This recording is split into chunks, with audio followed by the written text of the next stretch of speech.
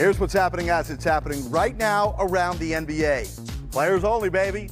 3D checks in live from OKC to get us ready for a big battle out west between Lillard and the Blazers against Russ and the Thunder. Missing in action, Kawhi out for a third straight game tonight, and he won't play tomorrow night either. Josh Lewenberg checks in live from Toronto, tasked with trying to explain what all of this load management is about. We're talking with the newsmakers and news reporters with opinion, perspective, and predictions. Yes, the 10 before tip presented by Ford.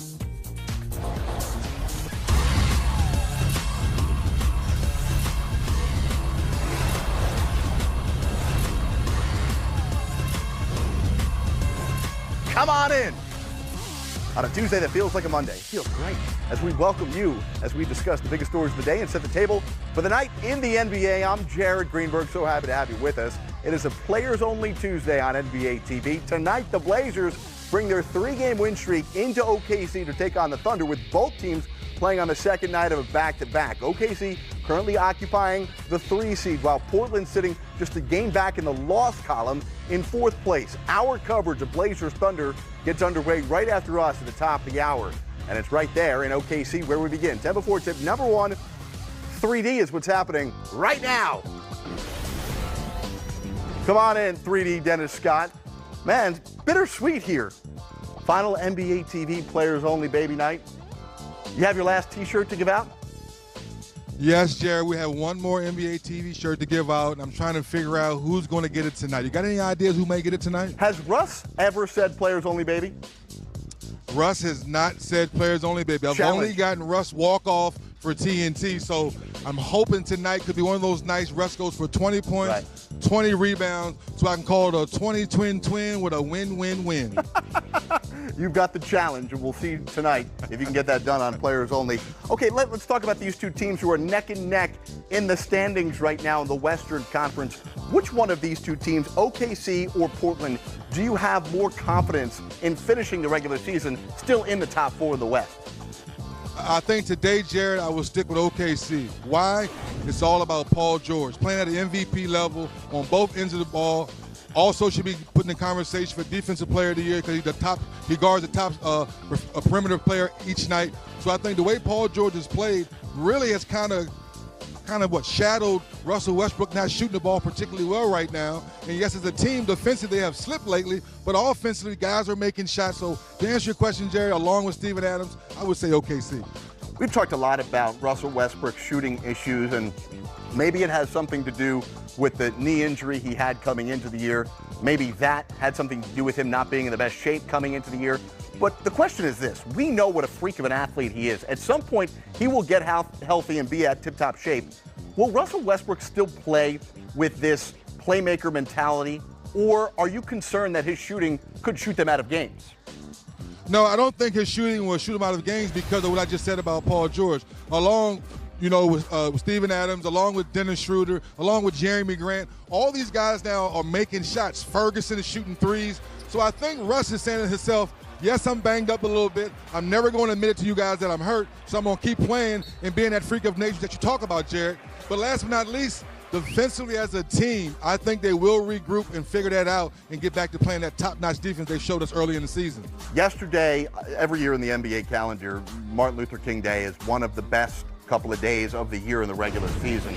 And I was so locked into so many different games, particularly Portland and Utah last night. Nurkic was flat out nasty last night, 3D. Love to see the matchup with him and Adams tonight. What has impressed you most about Jusuf Nurkic so far this season? It's funny you bring that up, Jared. Just listening to the Blazers, they were coming out the shoot behind me just now, just talking about Nurk has finally tapped into that confidence and skill that we know he can have, because he's basically tired of everyone saying who's the third person in Portland. So lately, Nurk's saying he's going to step his game up. They believe in him. They're throwing him the ball. He's getting more touches. And defensively, he's getting better as well. So I think his confidence has helped him as a team. I was loving that last night. Crowder and Nurkic getting into it. Can't wait to see what goes down tonight. And Russ has been cranky. Russ has been very irritable. We can get Russ and Nurkic tonight here, Dennis. I would love something like that to happen. Players only, that would baby. be nice for players. Oh, Jared, you got it right on the last show. I love it. 3D, enjoy the game tonight. You'll be sitting courtside. We'll be checking in with you coming up at the top of the hour on Players Only. 10 before tip number 2, which was buzzing today around the NBA. Finding new ways to trim a beard. Corey Brewer made it pretty interesting last night, but James Harden still got to 37 points. The Rockets lost. However, Harden extended his streak of consecutive games, scoring at least 30 to 20 straight. Only Wilt Chamberlain has done that in the NBA's history. Now, over the last 4 games, the Beard has scored a total of 200 points, and every single one of those 200 points have come unassisted. No assists for Harden. Just one of those nights. That's how Klay Thompson described his 44-point outburst last night, where he tied an NBA record, making his first 10 three-point attempts en route to the Warriors' blowout win over the Lakers. Now, Klay scored 23 of those 44 in the third quarter, and in the game, he didn't attempt a single free throw.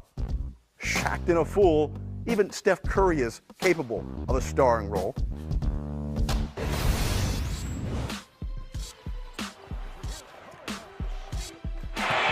And oh, look out! Curry slipped. And now shoots for three. Yeah, it's like a kid walking to a candy store and the whole half court empty. I was gonna try something real nice that I haven't tried before. Lord wouldn't let me do it. From our West Coast NBA.com bureau, Sean Powell joining us tonight. More memorable, Sean, Steph Curry starring role in Shacked in a Fool, or Klay's 44 hitting his first 10 threes? Well, Klay's record may not last until next month because he could beat it. Steph could beat it.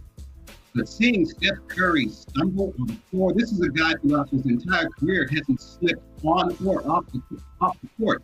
So it looked pretty weird. I mean, we're used to laughing at Steph doing something on his defender rather than seeing Steph do something on his own. And by the way, if I'm Steph, I'm kind of blaming Klay Thompson for that. Klay was splashing all night with those 3-pointers. It was bound to be the West. I see what you did there, Sean. That's nice. Yeah, that's nice. Better than some who are trying to blame the Staples Center rink that was out earlier in the day. Come on, Steph said that had nothing to do with it. It was just simply him being a human being, folks. Basketball players are human beings. Watch yourself. Yep. Thankfully, he didn't get hurt. All right, Sean. Warriors, now, listen, when you win 8 straight, it always looks fun. Having DeMarcus Cousins in there may be an added element. Are we now seeing the Warriors hit their stride and playing with that joy we haven't seen in quite a while? Well, we're seeing the Warriors go after this right here. And by the way, Jared, this is that the real trophy? It's not up to scale. Okay, I don't want you to be fooled. Okay. But look, I mean, everything is happening at the right time. You're welcoming back DeMarcus Cousins. You're on this win streak. Everybody's feeling great. Klay Thompson setting records. Obviously, look, there's a lot of basketball left to be played. But if you're the Warriors, you have to feel good about yourself right now. Better than you felt all season. Of course, we know what they went through with Kevin Durant and Draymond Green, and then Steph Curry missed 11 games. But right now, it's all working. Of course, now they're about to go on the road. They have to play in Indiana. They have to play in Boston. And by the way, a week from Saturday, they will have to play at home against the Lakers, and we're assuming LeBron James will be back for that game. And we know what happened to them on Christmas Day at that very spot. If they run the table there, you gotta like it. I'm just mystified by the fact that you got props. I didn't realize our budget extended to buying you toys to play with while you're on the program, Sean. Well, I haven't turned any expense yet, so the boss is gonna be there. Don't count on it from prior experience. 10 before tip number 3, a stat stuffer. Hey, the Lakers losing last night to the Warriors. LA now 5-9 without LeBron James in the lineup, and no word on when LeBron's going to return. Luke Walton says probably not going to be Thursday against Minnesota on TNT because Luke hasn't seen LeBron in a contact play just yet. But take a look at this schedule. After these 3 home games, technically they're still at home against the Clippers, but the schedule heading into All-Star break, Warriors, Pacers, Celtics, Sixers, and then you finish up this brutal stretch against an Atlanta team that's scrappy and plays tough. Listen, how much longer can this Laker team afford right now in the 9th spot in the West to be without LeBron James before you seriously have to say Lakers are in danger of making the playoffs or missing the playoffs? Well, I don't think we'll get to that point. Of course, muscle pulls are tricky. Hamstrings more, and particularly when you're talking about players in their 30s. We know LeBron James has been indestructible up to this point, but he's human after all. I think he'll be back for those games. I'm probably the happiest people are those who are holding tickets for those road games, because, there's been some nervous times with LeBron in this injury. They feel that they're going to see LeBron on the court.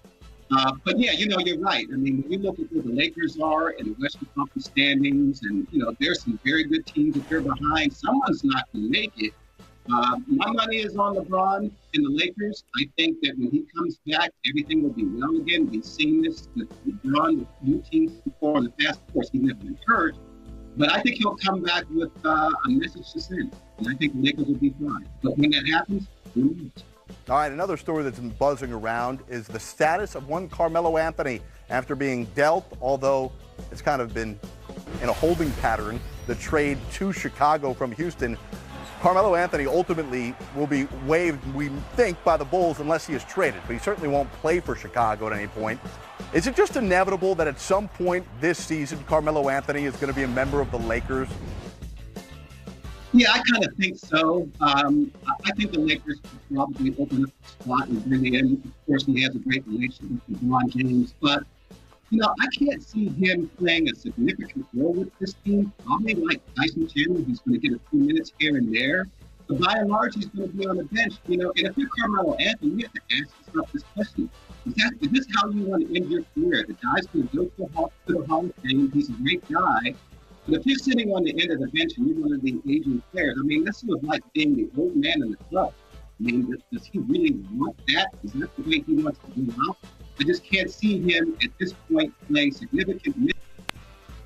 All right, well, we lost Sean Powell there for a moment. We'll get him back. We'll come back after a short timeout, get you up to speed on what's going on north of the border with Kawhi Leonard.